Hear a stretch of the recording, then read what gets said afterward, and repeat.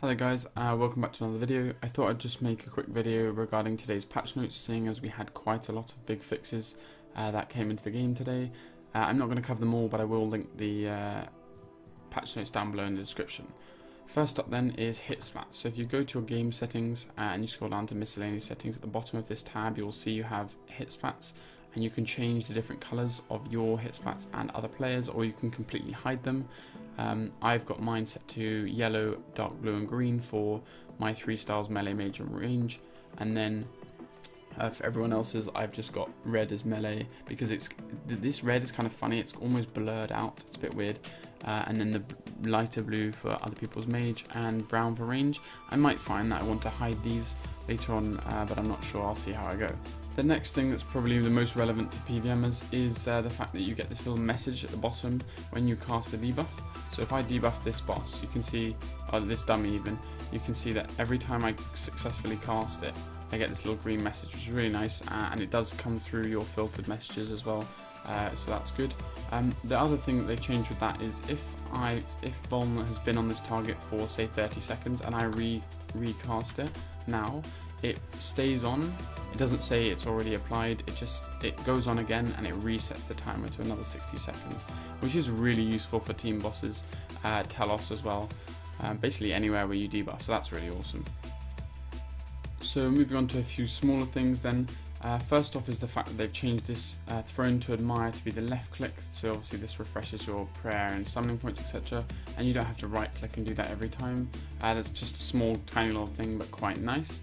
The reason I'm going to Mazcab is because they have changed the fact that you can now use your techie. So if I go into my currency pouch and I can see that I have 78k techie, I can go to the raids rewards and purchase a reroll token for 7.5k techie, which is quite reasonable. That's about 3 raids worth, and that basically enables you to reroll once on Beastmaster and once on Yaka in a single raid. You can't use the token and your normal reroll on the same one.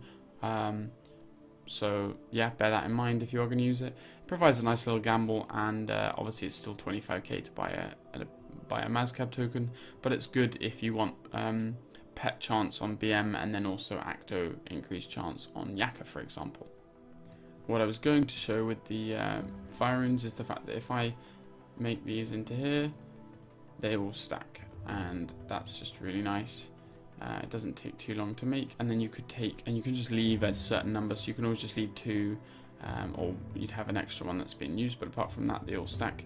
So that's really good for AFK fishing.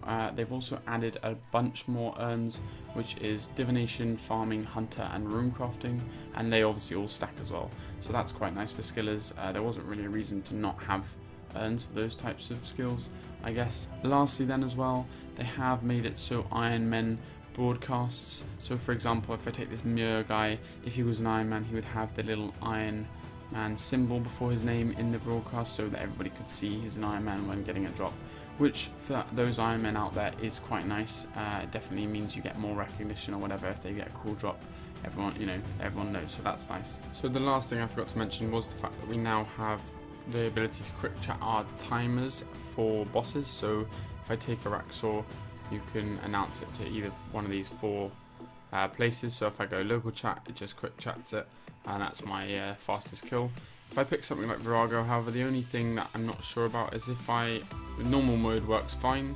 However, if I try and do hard mode, it just doesn't work, so that's kind of weird. It just says wait a few seconds.